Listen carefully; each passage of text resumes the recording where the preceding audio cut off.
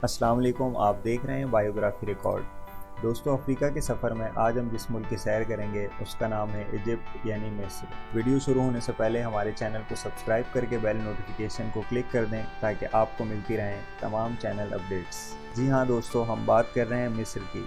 मिस्र का सरकारी नाम अरब रिपब्लिक ऑफ मिस्र है।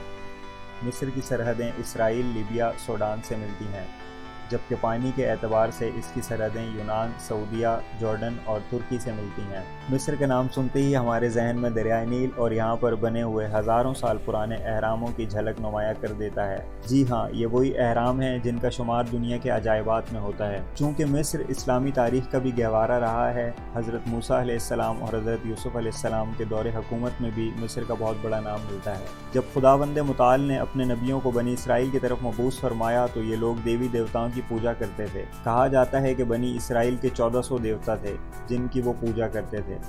इनका सबसे बड़ा देवता रा हुआ करता था, जिसे वो सूरज देवता कहा करते थे। यहाँ पर एक और बात मैं आपको बताना चाहूँगा कि फ़िरौन किसी इंसान का नाम नहीं था, बल्कि यहाँ पर हुकूमत करने वाले बादशाहों को फ़िरौन कहा जाता था।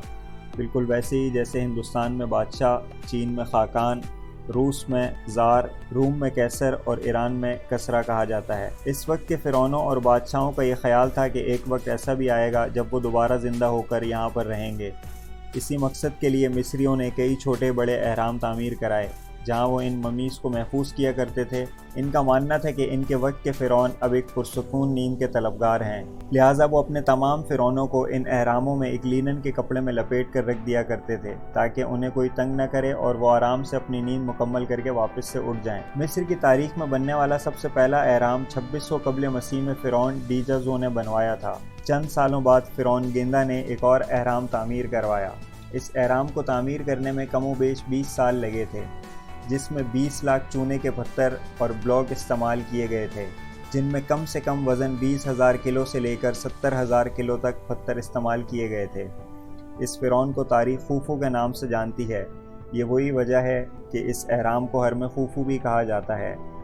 इसी बादशाह ने 2589 कबल मसीह तक मिस्र में हुकूमत की, बल्कि मिस्र ही नहीं, उर्दन और शाम के ज़्यादातर इलाके इन्हीं के ज़ेर हुकूमत थे। अपनी हुकूमत को मज़ीद बड़ा करने के लिए अफ्रीका और मिस्र के इलाकों को भी अपने कब्ज़े में ले लिया। इन बादशाहों ने अल्लाह पाक के अहकामात की नाफरमानियाँ की और अपने आप को ही सब कुछ समझने लगे। यही वजह थी कि अल्लाह पाक ने काफ़ी अम्बिया को इन्हीं पर मबूस फरमाया और फिर वक्त आया जब अल्लाह ने हज़रत मूसा को इस कौम पर मबूस फरमाया। बादशाह रमसे सानी के दौरे हुकूमत में ही हज़रत मूसा की पैदाइश हुई और इसी बादशाह के घर में आपकी परवरिश भी हुई। रमसीसे ने इस वक्त अपने बेटे मुंतका को हुकूमत सौंप दी। ये वही बादशाह था जिसे नजूमियों ने कहा था कि एक बच्चा आपकी सल्तनत को तबाह कर देगा, तो ये बादशाह हर पैदा होने वाले बच्चे को मरवा देता था। आसार कदीमा के नज़दीक इस बादशाह का दौर 12वीं सदी ईस्वी कबल मसीह था। 664 कबल मसीह से 332 कबल मसीह तक, यानी 2 सदियों से ज़ायद अरसा मिस्र पुरानी सल्तनत फारसिया के कब्ज़े में चला गया। अलेक्जेंडर ने दोबारा फतह करते हुए मकदूनिया का हिस्सा बना दिया। ये वही बादशाह है जिसे तारीख सिकंदर आज़म के नाम से जानती है।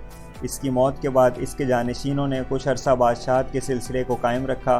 क्लेओपत्रा मिस्र की वो शौरा आफाक मलका थीं जिसके हुस्न और दिलरुबा अदाओं से सल्तनत रोम के नामवर जर्नेलों को खाको खून में रंग कर अजीम व शान सल्तनतों को हमेशा के लिए सफ़हस्ती से मिटा दिया। कुदरत ने इस मलका को बेपनाह हुस्न और जादुई शख्सियत से नवाजा था, लेकिन अफसोस कि वो इस हुस्न की कीमत न वसूल कर पाई और ख़ुद नीलामी की भेंट चढ़कर एक नाकाबिल फरामोश दास्तान इश्क व बेवफाई बनकर तारीख़ में हमेशा के लिए अमर हो गई। दोस्तों, ये वही मलका है जिसका जिक्र ड्रामों, अफसानों और नावलों में होता है। 70वीं सदी ईस्वी में मिस्र को मुसलमानों ने फ़तह कर लिया। 986 सदी ईस्वी में फ़ातिमी दौरे हुकूमत में कायरा सिटी की बुनियाद रखी गई।